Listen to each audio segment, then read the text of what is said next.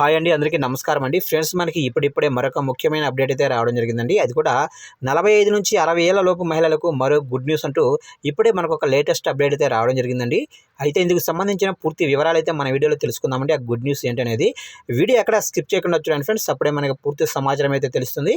ఇక ముఖ్యంగా వీడియో నచ్చినట్లయితే లైక్ చేయండి ఫ్రెండ్స్. ఇక లేట్ చేయకుండా వివరాల్లోకి తెలిపోదాము. ఇక్కడైతే చూడండి ఫ్రెండ్స్.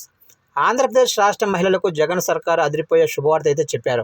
రేపు వైఎస్ఆర్ ఈబీసీ నేస్తం నిధులు విడుదల చేయనున్నారు సీఎం జగన్. ఇందులో భాగంగానే రేపు కర్నూలు, నంద్యాల జిల్లాల్లో సీఎం జగన్ పర్యటించనున్నారు. ఈ సందర్భంగా కర్నూలు జిల్లా ఓర్వకల్లులో నేషనల్ లా యూనివర్సిటీకి భూమి పూజ కూడా చేయనున్నారు.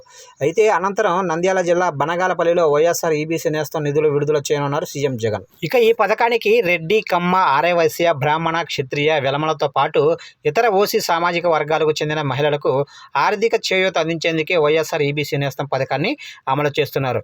ఇందులో భాగంగానే 45 నుంచి 60 ఏళ్ల లోపు ఉన్న ఓసీ వర్గాలకు చెందిన పేద మహిళలకు ఏటా 15,000 రూపాయల చొప్పున ఆర్థిక సాయం చేయనుంది ఆంధ్రప్రదేశ్ రాష్ట్ర ప్రభుత్వం. ఇక ఈ పథకం కింద 3 ఏళ్ల పాటు 45,000 రూపాయల ఆర్థిక చేయూత అందించనుంది ఏపీ సర్కార్. చూశారు కంటే మొత్తం మీదుగా ఈబీసీ నేస్తం కింద రెడ్డి, కమ్మ, ఆర్యవైశ్య, బ్రాహ్మణ, క్షత్రియ, వెలమలతో పాటు ఇతర ఓసీ సామాజిక వర్గాలకు చెందిన మహిళలకైతే ఆర్థిక చేయూత అందించేందుకు వైఎస్ఆర్ ఈబీసీ నేస్తం పథకాన్ని అయితే అమలు చేస్తున్నారు.